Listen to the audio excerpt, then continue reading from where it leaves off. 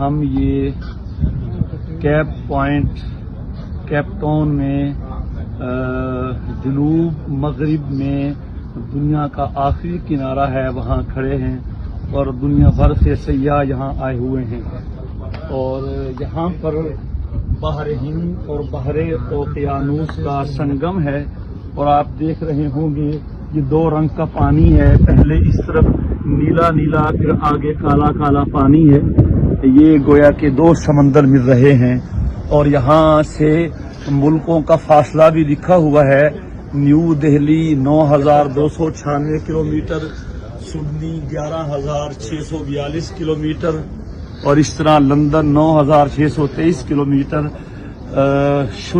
شمال مغرب میں جو دنیا کا آخری کنارہ ہے وہ ناروے بنتا ہے، اور مشرق میں جو دنیا کا آخری کنارہ ہے وہ فجی بنتا ہے۔ پھر مغرب میں آگے مغربی دنیا ہے، یورپ ہے، تو یہ جنوب مغرب میں دنیا کا آخری کنارہ ہے، اور ہم گویا کہ آخری کنارے پہ کھڑے ہیں، اس سے آگے پانی ہی پانی ہے، اور اس کے بعد پھر برف ہے۔ گویا جنوب مغرب کے اعتبار سے یہ دنیا کی آبادی کا اختتام ہے۔ یہاں ہم اپنے دوستوں کے ساتھ حاضر ہیں، جنوبی افریقہ کے ہمارے میزبان عمر رشید صاحب اور رفقائے سفر مولانا خرم شہزاد صاحب اور اسامہ شفیق صاحب، ہم یہاں پہ آئے ہیں اور اللہ کی قدرت کا نظارہ کر رہے ہیں۔ لوگ یہاں سکون تلاش کرنے کے لیے مارے پھر رہے ہیں۔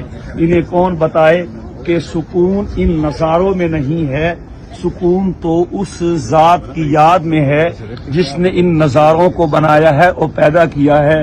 کاش کہ یہ لوگ اللہ کو پہچانتے اور اس کا ذکر کرتے اور اس کے نام سے اور اس کی یاد سے سکون حاصل کرتے، اور ان نظاروں کو دیکھ کر جو نظارے بنانے والا اللہ ہے اس کو یاد کرتے۔ اللہ ہمیں بھی یہاں سے اپنی معرفت میں اور اضافہ نصیب فرمائے، ایمان میں ترقی عطا فرمائے، اور اپنی محبت میں ہمیں اور زیادتیاں نصیب فرمائے۔ السلام علیکم ورحمۃ اللہ وبرکاتہ۔